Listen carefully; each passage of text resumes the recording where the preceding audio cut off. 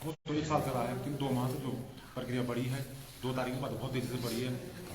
इस बीच में कई नई डेवलपमेंट हुई, लगातार हमारा प्रचार प्रसार, इसका जो हमारा सूचनाएं देश विदेश तक पहुंची, इसके लिए हम हमारे सारे स्थानीय पत्रकारों को सबसे पहले हम धन्यवाद करते हैं।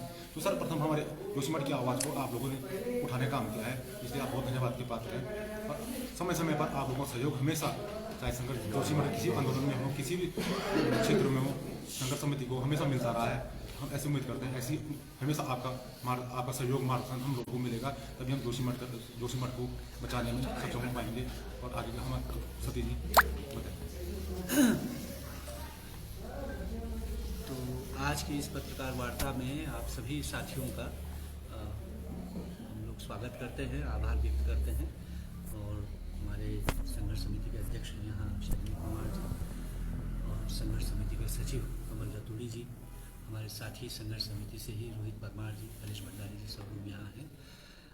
और पहले मैं आपको एक ब्रेकिंग न्यूज के साथ अपनी बात शुरू करता हूँ और फिर जो है बाकी जो विस्तार है। हमारे आंदोलन को धरने को आज 12 दिन से ज़्यादा हो गए, लेकिन आंदोलन तो हमारा पिछले 14 महीने से जारी है। संघर्ष समिति का जब से जो है पहली दरार आई, तब से ही हम लोग सक्रिय रहे हैं।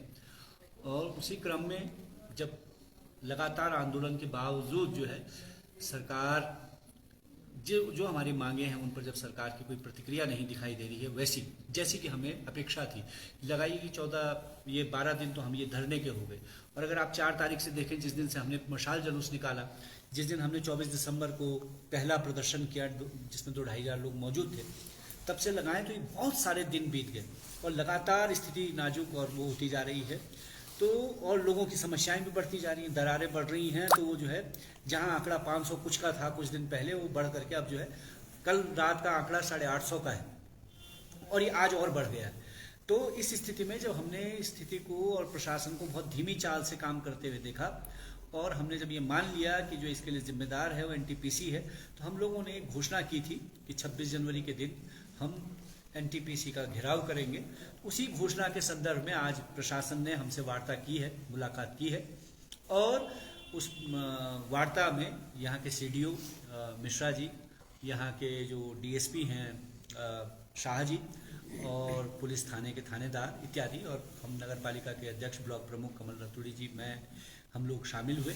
और उसमें जो है हमको ये आश्वासन दिया है सीडीओ साहब ने उस मीटिंग में कि आप लोग अपनी कमेटी बनाइए 4 लोगों की। तो हम लोग संघर्ष समिति अपने 4 लोगों की एक कमेटी बनाएगी, जिसको प्रशासन एनटीपीसी की टनल में ले जाएगा। वो दोनों तरफ से, यानी सेलंग की तरफ से भी और तपोवन की तरफ से भी जाकर के देखेंगे कि वहाँ कार्य हो रहा है या नहीं, क्योंकि यहाँ जनता में लगातार इस बात को लेकर के संदेह है, आशंका का वातावरण बना हुआ है कि वहाँ लगातार काम हो रहा है। इस बात को हमने उस मीटिंग में रखा और उन्होंने हमको ये आश्वासन दिया है कि कल या परसों में जब हम अपनी कमेटी बना लेंगे 4 लोगों की, तो वो जाकर के वहाँ जांच करने जाएंगे और जांच के बाद हमको रिपोर्ट देंगे कि वहाँ काम हो रहा है या नहीं हो रहा है। उस रिपोर्ट के बाद आश्वस्त होने पर ही हम अपने कार्यक्रम पर विचार करेंगे, ये उन्होंने हमसे कहा है। क्योंकि 26 जनवरी का दिन गणतंत्र दिवस है, तो आप हमको पुनः विचार करना चाहिए। लेकिन इसके अलावा भी, क्योंकि 26 जनवरी के दिन न सिर्फ गणतंत्र दिवस है, हमारे यहाँ त्यौहार है, बद्रीनाथ के पट खुलने का उस दिन होता है, ये सब भी ग्रामीणों की इसको लेकर के अपनी एक वो है। तो संघर्ष समिति इस पर पुनर्विचार करने की कोशिश कर रही है। उसके अलावा हमारी और भी कुछ आशंकाएं हैं जो हमने प्रशासन के सामने रखी हैं। इसके अलावा हमने ये भी उनके सामने कहा है कि आपका जो ये राहत बचाव, लोगों को होटलों में ले जाना, इसको लेकर के बहुत सारी कमजोरियां अभी दिखाई दे रही हैं। हम लोगों ने इसीलिए कहा था शुरू में कि आप जो है कोऑर्डिनेशन कमेटी बना लो स्थानीय लेवल पर, ताकि जो है ये व्यवस्था ठीक से हो सके। आज ही जैसे हमारे सामने ये दिक्कत आ रही है कि अस्पताल की व्यवस्था ठीक नहीं है, प्रसूता को जो है भुवनेश्वर ले जाना पड़ रहा है जबकि नॉर्मल डिलीवरी थी। आज ही हमारे सामने ये समस्या आ रही है कि चुनार में जो है एक छोटी सी, अभी 2 दिन पहले एक बच्ची हुई है और उस बच्ची की देखभाल करने के लिए उनके पास जो है सही जगह उपलब्ध उनको नहीं है। उनको जो है होटल में रख दिया हुआ, ना हीटर है ना गीजर है। तो उनकी शिकायत हमारे पास आई तो हमने रखी थी, तो उसको उन्होंने निवारण किया। तो इस तरह से संघर्ष समिति एक ये इस तरह से भी काम कर रही है कि कोऑर्डिनेशन स्वयं, जब प्रशासन नहीं बना रहा है तो हम स्वयं कोऑर्डिनेशन बनाने की कोशिश कर रहे हैं। इसके अलावा संघर्ष समिति ने कुछ साइकेट्रिस्ट की टीम को बुलाया है, कुछ वॉलंटियर्स को बुलाया है, जो इस दिशा में भी, यानी लोग अगर मानसिक अवसाद में होंगे, यानी लोगों को, क्योंकि वो एक कमरे में बहुत दिन से रह रहे हैं, अपना घर छोड़ करके, तो उनको एक मानसिक अवसाद हो सकता है, विषाद हो सकता है।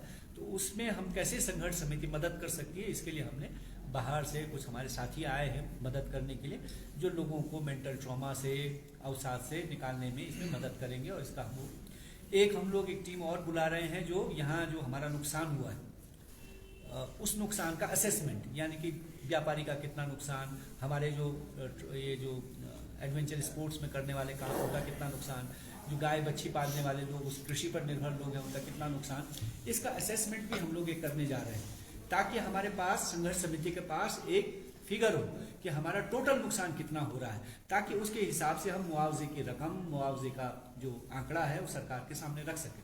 तो एक धरने के साथ साथ, आंदोलन के साथ साथ ये भी रचनात्मक तौर पर भी हम लोगों की कैसे मदद कर सकते हैं वो हम लोग स्वयं कर रहे हैं, कोऑर्डिनेट भी कर रहे हैं प्रशासन के साथ। तो और इसमें हम आप लोगों से भी ये अपेक्षा रखते हैं कि पत्रकार बंधु भी जहां उनको कोई ऐसी समस्या दिखाई दे और उनको लगता है कि संघर्ष समिति इसमें कोई मदद कर सकती है, तो आप लोग कृपया हमारे समक्ष रखेंगे, तो उसके निवारण में हम लोग आगे बढ़ेंगे। और मिलजुल करके, क्योंकि आप सब स्थानीय लोग हैं, तो हम मिलजुल करके इस आपदा की घड़ी में अपने शहर के निवासियों को, अपने नगर के लोगों को कैसे उनको जो है सही मुआवजा, सही उनके लिए विस्थापन, पुनर्वास, ये सब हो सके। तो इसी दिशा में हम लोगों ने अब जो है ये मांग की है कि प्रधानमंत्री का कार्यालय या केंद्र सरकार इसमें हस्तक्षेप करे, इसको राष्ट्रीय आपदा घोषित करे और एनटीपीसी को जिम्मेदार मानते हुए, एनटीपीसी पर पहले तो प्रतिबंध लगे परियोजनाओं पर और बाईपास पर प्रतिबंध लगे, इसके साथ ही जो है एनटीपीसी को इस बात के जिम्मेदार मानते हुए उन पर जुर्माना आयत करें। उनकी जो टोटल प्रोजेक्ट की कॉस्ट है उसका दुगना, यानी 20,000 करोड़ का उन पर जुर्माना लगाते हुए वो रकम जो है जोशीमठ के हित में, जोशीमठ के नागरिकों में, उनके हित में उसको खर्च किया जाए या उनको बांटा जाए। इसके अलावा जो हमारे जोशीमठ के लोगों की 62 के बाद भूमि सेना के पास चली गई और उसका हमें कोई मुआवजा, हमें कोई पैसा नहीं मिला, वो भी तुरंत जो है भारत सरकार हमको रक्षा मंत्रालय के द्वारा उनको निर्देशित करे, शीघ्र से शीघ्र, इससे पहले कि हमारी भूमि धंस करके चली जाए, तो वो हमको मिल जाए। एक बात हम अंतिम के साथ साथ सीमा सड़क संगठन अन्य संस्थानों के पास भी आके लोग बहुत सारे उसको भी ऐड करें। और एक अंतिम जो हमने वहाँ मांग रखी है वो ये रखी है कि हमारे लोग, यानी कि यहाँ के जोशीमठ के स्थानीय लोग और जो यहाँ के नागरिक हैं, बहुत समय से कुछ भूमि को काश्त करते हैं जिस भूमि पर उनका नाम नहीं है, तो वो हमारी कब्जे में है वो भूमि, वर्षों से हम उस पर काश्त करते हैं या हमने वहाँ घर बना लिया, लेकिन क्योंकि बंदोबस्ती न होने के कारण ये जो है भूमि हमारे नाम पर दर्ज नहीं हुई है। ये भी हमने मांग की है कि उस भूमि को हमारे खातों में दर्ज करते हुए उसका भी मुआवजा, उसका भी हमको उसको भी शामिल किया जाए अगर हमारे नुकसान की भरपाई में।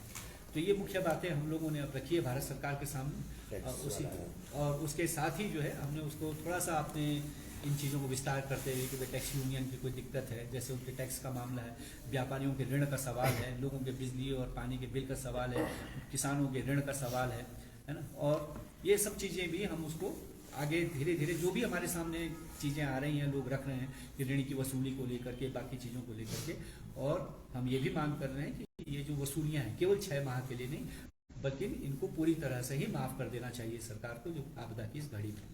और जो ये भूमि देखी जा रही है और सरकार की तरफ से जो प्रस्ताव आया है गौचर का, या प्रस्ताव आया है पीपलकोटी का, या प्रस्ताव आया है मंडल का या अन्य, उन सब प्रस्ताव को हम फिलहाल नकार रहे हैं। हमारा ये कहना है कि हम जोशीमठ के निवासी, यहीं की आबो हवा हमको जचती है, हम यहीं रहे हैं, यही हमारी मातृभूमि है, और क्योंकि हम यहीं हमने जिए हैं तो हम यहीं मरना चाहते हैं। तो इसी के आसपास जो कोटी फार्म की भूमि हमने कही थी, या अन्य जोशीमठ के बिल्कुल नज़दीक जहाँ हमारी संस्कृति, जहाँ हमारे देवी देवता मंदिर इत्यादि हैं, और जहाँ हमारे संस्कृति के अन्य रूप हैं, इन्हीं के नज़दीक हमारी बसावट को हमको बसाया जाए, ताकि हमको हमारी मातृभूमि से दूर न किया जाए। ये भी संघर्ष समिति का मानना है। तो यही मुख्य बातें हैं, और बाकी कमल भाई कुछ कहना चाहेंगे। कमल रतूरी जी। अध्यक्ष जी ने, आपने पुतुल भाई ने वो भी सारी बातें रख दी हैं, लगभग ये हमारी बात है। ये जरूर है कि हमने प्रधानमंत्री जी से लगातार अनुरोध, आग्रह, निवेदन किया है कि इस दिशा में आप आगे बढ़ें कि इसमें राष्ट्रीय आपदा घोषित करते हुए उसकी तरफ का काम आप करें, और इस पूरे काम को अपने हाथ में लें, इस पूरे काम को अपने हाथ में लें। और जो और भी अभी हमने कुछ बातें कही, अभी और भी, जैसे मैं दूसरा तीसरा मसला आपको बताऊँ औली पर केवल जोशीमठ के लोग ही नहीं, इर्द गिर्द कई इलाकों के लोग थे। 3-4-5 महीने के विंटर में हमारे बहुत सारे बेरोजगार काम करते थे औली में, सरूर के, दूसरी जगह के, परसारी के। उनका रोजगार छिन गया है, उनको भी किस तरह से कंपनसेट कर सकते हैं। हमारे व्यापारी बंधु हैं, अभी उदाहरण आया कि दुकानों पे लाख 10,000 और उनकी स्थिति ये है उस व्यापारी की, उनकी दुकान भी किराए पे है और जहाँ रह रहे हैं वो भी किराए पे है। तो उनके लिए बहुत ही विकट समय है। तो हम लोगों की नैतिक जिम्मेदारी बनती है, मानवीय जिम्मेदारी बनती है, हम सब लोग आप उनके साथ वो भी हमारे साथ खड़े हुए और मिलजुल कर लड़ाई को और सहयोग के साथ हम लोग पूरा सहयोग देने को प्रशासन को तैयार है। उसमें कोई कुछ नहीं है, कोई ईगो नहीं है। तो कुछ सहयोग के साथ एक एक करके चीज़ें, कुछ चीज़ें एक आध निस्तारित हुई है, लेकिन उसकी गति धीमी है। निस्तारण की गति तीव्र होनी चाहिए। जैसे मैं आपको उदाहरण दे रहा हूँ कि आपके घर पे लालटेन लगा दिया गया है, अनएवेलेबल लिख दिया गया है और कह रहे हैं कि इसको अभी खाली करो, 1.5 लाख की कोई रकम तय की गई है। लेकिन उन भूस्वामियों के जो मकान मालिक उसको मन में संदेह है कहीं ऐसा ना हो कि इन्होंने का खाली करो, मैं खाली करके निकला और 1.5 लाख में मेरा निस्तारण हो जाए। तो ये अनुरोध भी हमने इनसे किया है प्रशासन से कि जो भी आप तय कर रहे हैं, किस दर पर आप उनका भुगतान करेंगे उसको आप तुरंत अनाउंस करें, ताकि उस संबंधित व्यक्ति को पता लग जाएगा कि मुझे इस नुकसान के एवज ये मुआवजा मिलने वाला है। उसे ठीक लगेगा तो खाली करके क्यों दीजिए, उसे ठीक नहीं लगेगा तो फिर बातचीत करेंगे। ये सब बातें भी, तो संघर्ष समिति सबके साथ खड़ी है, सब लोगों के साथ। और जो भी और सुझाव आएंगे आपकी तरफ से, वो सुझाव आएंगे, प्रश्न आएंगे, उसके लिए भी संघर्ष समिति, क्योंकि 2021 में अक्टूबर-नवंबर में दूसरी स्थिति 14-15 गवर्नमेंट है, उसके बाद दूसरी स्थिति हुई और 2 तारीख के बाद स्थिति लगातार बदली है। और अब बिल्कुल मुहाने से यहाँ मठ में भी कहीं दरारें दिख रही, यहाँ पर हम संघर्ष मठ में प्लेस करें तो यहाँ पे भी कहीं दरारें दिख रही। स्थिति जैसे जैसे बदलेगी वैसे वैसे हमारा आंदोलन का व्यवहार भी बदलेगा, हमारी डिमांड भी उस तरीके से रहेगी। और हम बहुत सूझबूझ के साथ हमने कहा है प्रशासन से भी कि हमारा आंदोलन पूरी तरीके से लोकतांत्रिक, अहिंसक, शांतिपूर्ण, बगैर किसी अराजकता के। यदि कोई, ये हमने बिल्कुल कहा है, संघर्ष समिति का कमिटमेंट है कि लोकतांत्रिक रहेगा, शांतिपूर्ण रहेगा, अहिंसक रहेगा, कोई अराजकता नहीं। लेकिन यदि कोई इस आंदोलन में कोई भी ऐसा एलिमेंट गड़बड़ी करता है, उसके लिए वो स्वयं के तौर पर जिम्मेदार है।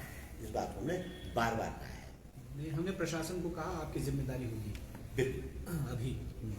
तो ये हमारा स्पष्ट स्टैंड और हमारा तो कैसे सूचना है कुछ लोग ऐसा करने वाले, हमारा क्रमिक धरना अनशन लगातार जारी रहेगा जब तक अंतिम व्यक्ति को न्याय नहीं मिल जाए।